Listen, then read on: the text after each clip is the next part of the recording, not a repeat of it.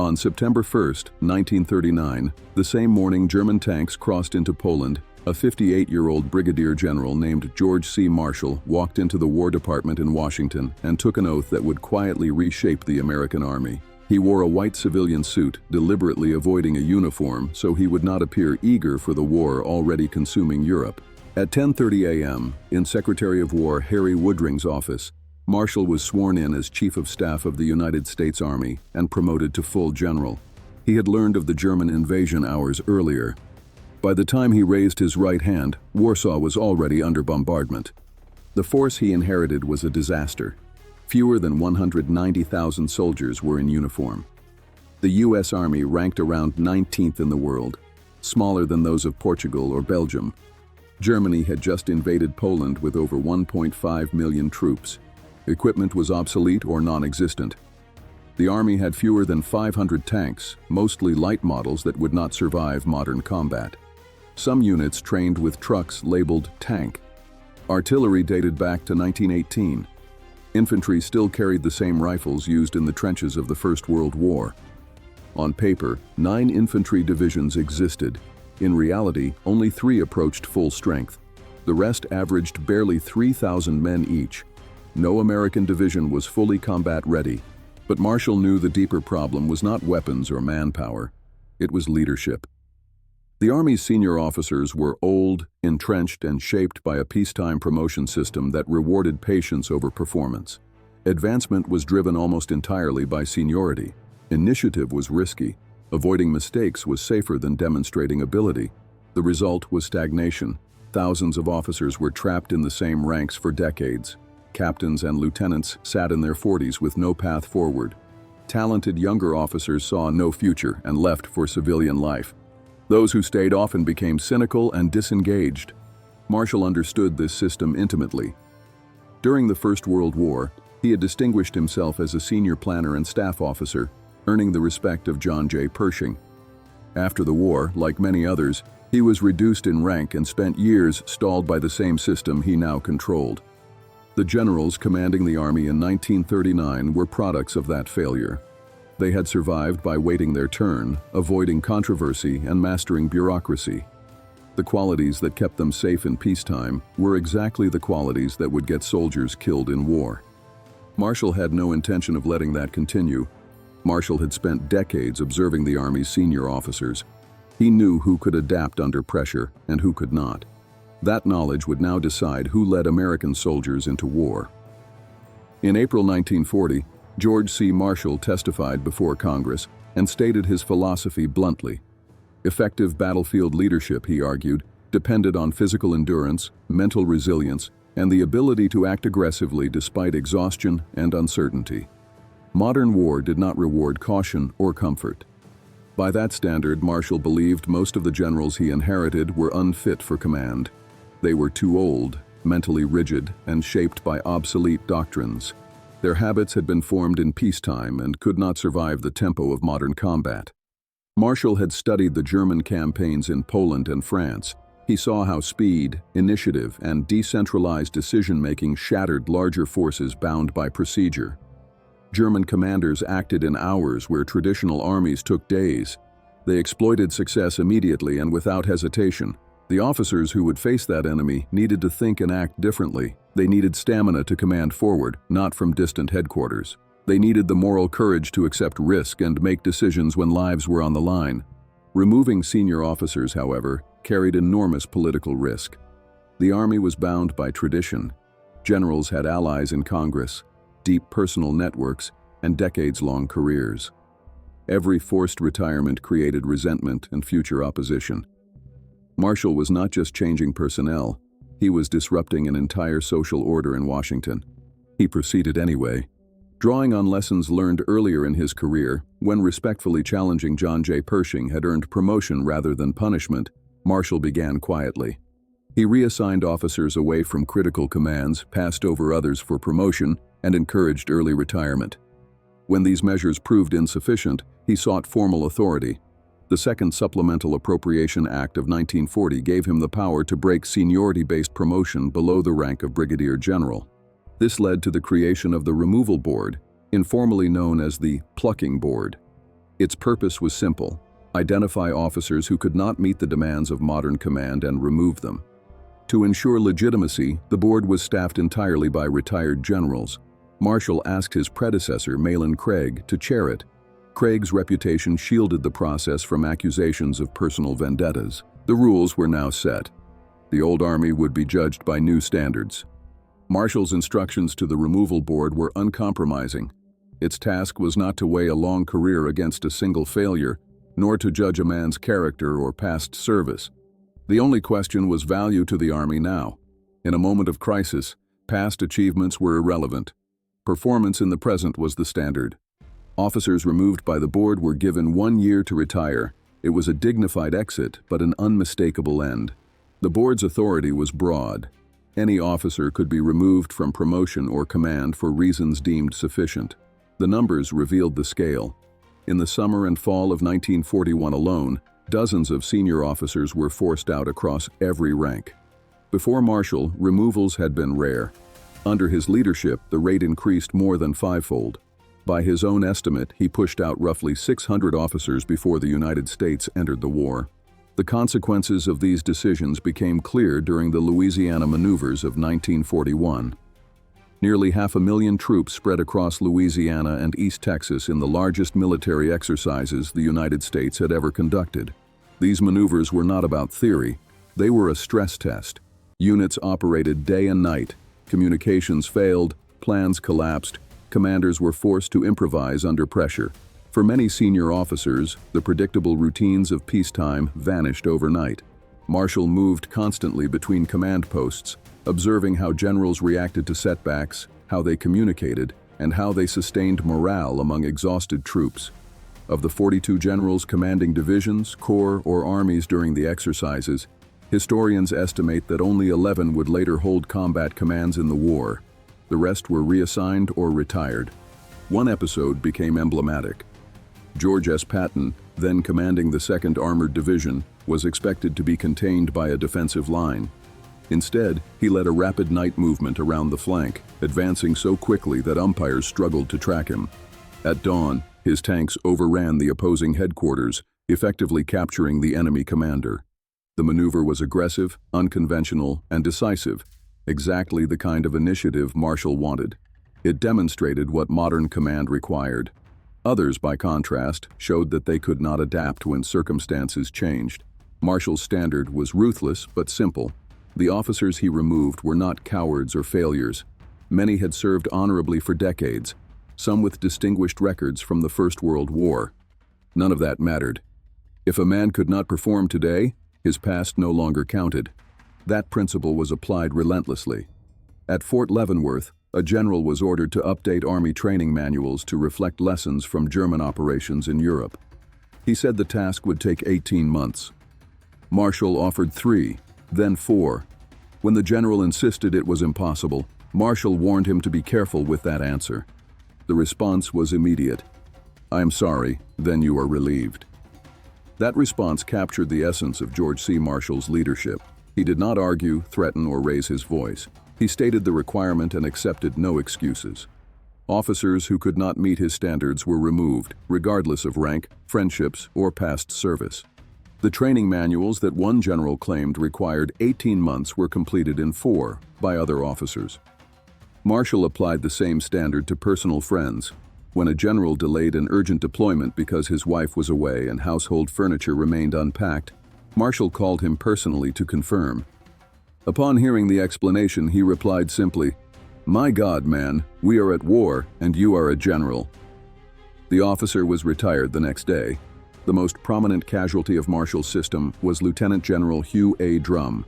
Though never formally removed, Drum was repeatedly passed over. By seniority and experience, he appeared destined for the highest commands. During the First World War, he had effectively run the First Army in France, and by 1930, he held the rank of Major General. But Drum openly lobbied for promotion, alienating President Franklin D. Roosevelt. When the Chief of Staff position opened in 1939, Roosevelt bypassed Drum and 32 senior officers to select Marshall, who ranked 34th in overall seniority. Drum never accepted the decision. During the war, he expected command in Europe. Instead, Marshall offered him the position of Chief of Staff to Chiang Kai-shek in China. Drum objected, calling the mission vague and beneath him. Marshall concluded he lacked commitment and chose Joseph Stillwell instead. When asked if he would accept the China assignment, Stillwell replied simply, "I will go where I am sent." Drum was reassigned to home defense on the U.S. East Coast and retired in 1943 without ever receiving the combat command he sought. Though honored formally, his career ended on the margins of the war. Ironically, Fort Drum in New York bears his name. No military installation bears Marshall's. Marshall's reforms created space for officers he believed could win the war. Identifying them required a rare skill, not judging what men had done, but what they could become. A myth later emerged that Marshall kept a little black book listing promising officers. The story became widely accepted and was even repeated by his biographer Forrest Pogue, but the book never existed. The George C. Marshall Foundation confirmed that no such notebook was ever found. Historian Larry Bland later confirmed that Pogue himself acknowledged repeating an unverified story. Marshall needed no list. He relied on memory. Over decades, at places like Fort Benning in Washington, China, and across the Army, he observed officers closely. He noted who showed initiative, who froze under pressure, who inspired men, and who merely held rank. When war came, he remembered, the list of promising officers existed only in Marshall's mind. Over decades, George C. Marshall observed men in classrooms, staff meetings, and exercises. He remembered how they thought, how they reacted under pressure, and how they handled responsibility. That mental record would determine who led American forces in war. At Fort Benning alone, roughly 150 future generals passed through the infantry school while Marshall served there. He assigned difficult problems and watched closely. He noted who asked hard questions and who accepted easy answers. These officers later became known as the Marshall Men, and their careers accelerated rapidly once Marshall gained the authority to promote them. The rise of Dwight D. Eisenhower showed Marshall's method in action. Their first meaningful interaction came in 1930, when Marshall noticed a young major assisting John J. Pershing with his memoirs. The work required intelligence, discretion, and the ability to manage a difficult superior. Marshall remembered the name. Later, Marshall offered Eisenhower a faculty position at Fort Benning. Eisenhower declined, already assigned to a coveted staff role in Washington. The refusal did not offend Marshall. It demonstrated independence. They crossed paths again during the Louisiana maneuvers in 1941. Eisenhower, then a lieutenant colonel and chief of staff to General Walter Kruger's Third Army, impressed Marshall with flexible planning and rapid adaptation. When plans failed, Eisenhower adjusted without hesitation. The decisive test came on December 14, 1941, 1 week after Pearl Harbor. Marshall summoned Eisenhower to Washington and presented a bleak picture of the Pacific War. Then he asked a single question: what should be our general line of action? Eisenhower asked for a desk and a few hours. When he returned, his memorandum acknowledged that the Philippines could not be saved, but argued they could not be abandoned. Every effort had to be made to support them, even if defeat was inevitable, to preserve American credibility. He proposed building Australia as the base for future operations. More important than the plan itself was the process. Eisenhower did not ask for committees, more data, or permission. He analyzed the problem, reached a conclusion, and made a clear recommendation. That was exactly what Marshall wanted. The department is filled with able men who analyze problems well, Marshall later said, but bring them to me for final decision. I must have assistants who solve their own problems and tell me later what they have done. Eisenhower passed. By early 1942, he was placed in war plans. 2 months later, he led the entire division.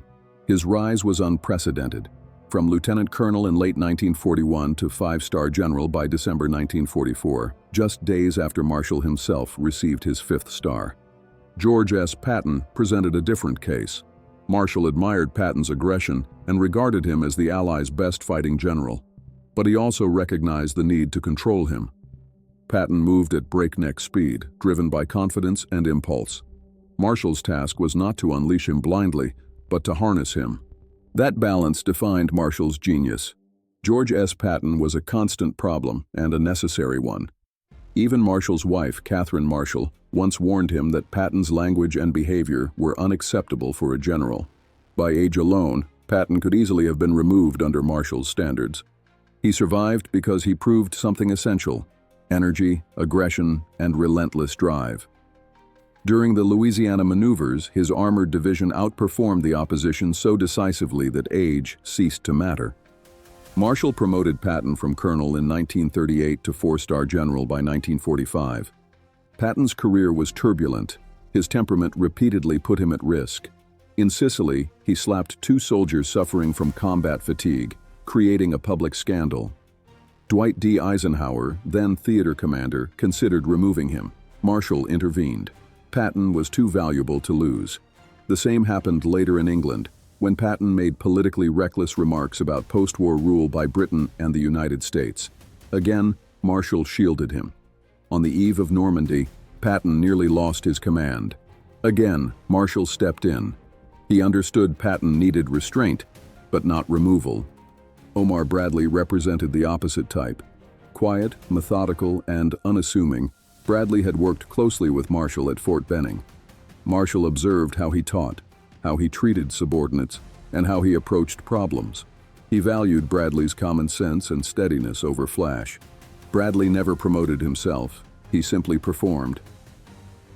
Under Marshall's sponsorship, Bradley rose from brigadier general in 1941 to four-star general and commander of the 12th Army Group, the largest American field command of the war, overseeing more than 1.3 million soldiers in France and Germany. Bradley later wrote that no one influenced his career more than Marshall. Joseph Stillwell illustrated a third pattern. Known as Vinegar Joe for his sharp tongue, Stillwell impressed Marshall so deeply that he held open a key post at Fort Benning for an entire year, refusing to fill it with anyone else. Marshall waited. Stillwell was abrasive, but he was exceptional. He spoke fluent Chinese, understood Asian history and culture, and possessed what Marshall called a genius for instruction. When the impossible China assignment arose, the one others rejected, Marshall already knew who belonged there. Different men, different temperaments, one standard. Joseph Stillwell was Marshall's choice, and the assignment proved as brutal as expected. Stillwell clashed with Chiang Kai-shek, argued with the British, and endured repeated defeats in China and Burma. But he never quit. He never asked to be relieved. He did exactly what George C. Marshall demanded. The roster of commanders Marshall selected reads like a map of American victory in the Second World War. Mark Clark led the Fifth Army in Italy. Courtney Hodges commanded the First Army in Europe. Jacob Devers led the Sixth Army Group in southern France. J. Lawton Collins became one of the most aggressive corps commanders in Europe. Lucian Truscott fought across North Africa, Sicily, Italy, and France. Matthew Ridgway commanded airborne forces in Normandy and later the 18th Airborne Corps. Walter Kruger drove the Sixth Army across the Pacific. These men led American forces from North Africa to Germany, from Guadalcanal to the Philippines. Together they defeated 2 of the most formidable military powers in history. The consequences of Marshall's reforms became even clearer when compared to armies that had not changed. France offered the starkest contrast. In 1940, the French army possessed more tanks than Germany, nearly 5 million men under arms, and the massive fortifications of the Maginot Line. On paper, it should have held. But French leadership was old, rigid, and trapped in the thinking of the previous war. The commander-in-chief, Maurice Gamelin, was 67. His headquarters lacked modern communications. Orders traveled by motorcycle courier. Innovation had been stifled for years. Officers who questioned doctrine risked their careers. When German forces broke through the Ardennes, an area considered impassable to armor, the French command froze. Gamelin was replaced by Maxime Weygand, then 73 years old. He arrived after the breakthrough was complete. France collapsed in 6 weeks. Around 60,000 French soldiers died. The failure was not courage or equipment. French troops fought bravely, and many of their tanks were superior. The failure was leadership that could not adapt to the speed and violence of modern war. Britain fared only slightly better. Early in the war, the British officer corps still relied on rigid class-based selection.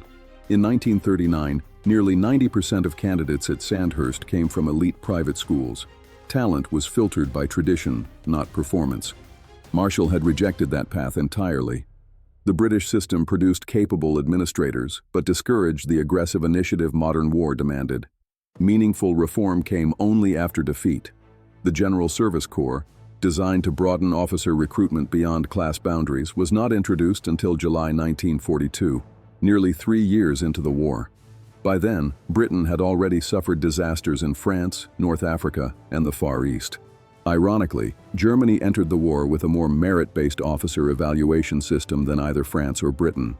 German officers were rated across multiple categories, from suitable for high command to unfit for their current role. Junior officers could assume command over seniors when tactical necessity demanded it. Combined with a doctrine that emphasized initiative at every level, this flexibility gave Germany decisive early advantages. But German adaptability had limits. Adolf Hitler increasingly overruled his generals, substituting intuition for analysis. Officers who disagreed risked their careers, or worse. Honest assessments were suppressed in favor of reports that told Hitler what he wanted to hear. Strategic correction became impossible. Marshall's critics argued that his reforms destroyed institutional memory. They accused him of discarding decades of experience and promoting untested men over proven leaders. Army publications claimed he was removing all the brains of the army. Marshall's response was characteristically dry. He said he was eliminating considerable arterial sclerosis. Congressional opposition focused heavily on National Guard generals with political backing. Many owed their positions to governors and legislators rather than merit. When challenged about replacing one such division commander, George C. Marshall was blunt. "If he stays, I go, and if I stay, he goes." The politician backed down. Marshall's willingness to stake his own position gave him leverage few chiefs of staff possessed. When Supreme Court Justice Felix Frankfurter relayed criticism from an Army Reserve officer, Marshall replied just as sharply. Many senior officers on such duty, he said, were dead wood and should be removed as quickly as possible. Opposition never stopped him because he had what his critics did not: the absolute confidence of Franklin D. Roosevelt. Roosevelt had selected Marshall over 33 more senior officers precisely because he trusted his moral courage. Even when the political cost was high, the president stood behind him. Marshall's choices were not infallible. He made mistakes and learned from them. He was especially fond of Lloyd Fredendall, once calling him one of the best officers in the Army. Fredendall commanded the largest task force in Operation Torch. At Kasserine Pass in February 1943, that judgment collapsed. Fredendall operated from a command post 70 miles behind the front, buried in an elaborate bunker. He issued confusing orders through a private code his subordinates could not decipher. When German forces attacked, American units were poorly positioned and badly coordinated. It was a costly lesson. Even Marshall's system could fail, but unlike the armies he studied, it could also correct itself. The defeat at Kasserine Pass was the worst American setback of the European War. More than 6,000 U.S. soldiers were killed, wounded, or captured. Equipment losses were severe. German commanders, already skeptical of American fighting ability, believed their doubts had been confirmed. Both George C. Marshall and Dwight D. Eisenhower came to regret the selection of Lloyd Fredendall. But the system Marshall had built was designed to correct failure, not deny it. Fredendall was relieved and replaced by George S. Patton, who rapidly rebuilt the defeated corps into a disciplined fighting force. Crucially, Fredendall was not publicly disgraced. He was sent back to the United States to train new troops, an assignment that matched his organizational strengths without the demands of combat command. This flexibility was itself a product of Marshall's reforms. During the war, 16 division commanders and at least 5 corps commanders were relieved for cause. But failure was not treated as a career death sentence. At least 5 generals later received new combat commands. Orlando Ward went on to command the 20th Armored Division in 1945 after earlier removal. Terry de la Mesa Allen led the 104th Infantry Division through the end of the war after being relieved from the 1st Infantry Division. This distinguished the American system from its rivals. In Germany, failed commanders were often dismissed brutally, or worse. In Britain, failure usually meant permanent sidelining. The U.S. Army treated failure as information rather than disgrace, allowing learning instead of paralysis. The scale of Marshall's transformation can be measured numerically. In September 1939, The Army numbered fewer than 190,000 soldiers organized into 6 divisions. By the end of 1941, it had grown beyond 1.4 million. By 1943, nearly 7 million served in uniform. At its peak in March 1945, the U.S. Army exceeded 8 million soldiers organized into 91 divisions. This expansion shattered the promotion bottleneck that had strangled careers for 2 decades. Men who were lieutenants in 1940 became colonels by 1944. The Army no longer waited for experience to age into relevance. It forced relevance to emerge. Marshall did not build a perfect system. He built one that could learn, adapt, and correct itself under pressure. That made the difference. The officers George C. Marshall identified, protected, and promoted now led American divisions and corps into battle. The army that landed in Normandy on June 6, 1944, bore no resemblance to the force Marshall inherited 5 years earlier. American soldiers crossed the Channel in landing craft built in U.S. shipyards. They were supported by aircraft from American factories and equipped by an industrial mobilization that transformed the economy. But equipment alone did not win battles. The men who led those soldiers had been selected, tested, and proven by the system Marshall created. They survived the removal boards. They proved themselves in maneuvers and in combat. They led from the front. Winston Churchill called Marshall the true organizer of victory. Dwight D. Eisenhower said the nation had never been so indebted to any soldier. President Harry S. Truman put it more simply: millions of Americans served their country with distinction. Marshall gave it victory. Marshall was named Time magazine's Man of the Year twice and became the only career soldier to receive the Nobel Peace Prize, awarded in 1953 for the Marshall Plan that rebuilt Europe. He served as both Secretary of State and Secretary of Defense, the only American to hold both posts. The officers Marshall removed faded into obscurity. Some accepted it with dignity. Others never forgave him. The officers he promoted became legends. Eisenhower became president. Bradley rose to 5-star rank. George S. Patton died shortly after the war, but his name became synonymous with aggressive leadership. After victory, Marshall sought no glory. When Eisenhower was chosen to command Normandy, a role Marshall himself had wanted, he accepted the decision without complaint. He declined prestigious posts and repeatedly returned to service only when his country asked. The lesson of Marshall's officer purge extends beyond the military. Every institution faces the same dilemma: how to make room for new talent without betraying loyalty to those who served faithfully. Marshall's answer was uncompromising. The measure was always today's performance. Past achievements, friendships, and political connections could not outweigh current capability. The mission was too important. The stakes were too high. Marshall once said that leadership measured purely by seniority guarantees defeat before the fight begins. Give a good leader very little, and he will succeed. Give mediocrity everything, and it will fail. That principle transformed an army ranked 19th in the world into the force that defeated Nazi Germany and Imperial Japan. It remains Marshall's enduring legacy. If this story resonated with you, please take a moment to like this video. It helps us continue sharing forgotten stories from the Second World War. Subscribe to stay connected with these untold histories. Each one matters. Each one deserves to be remembered. We'd also love to hear from you. Leave a comment below and tell us where you're watching from.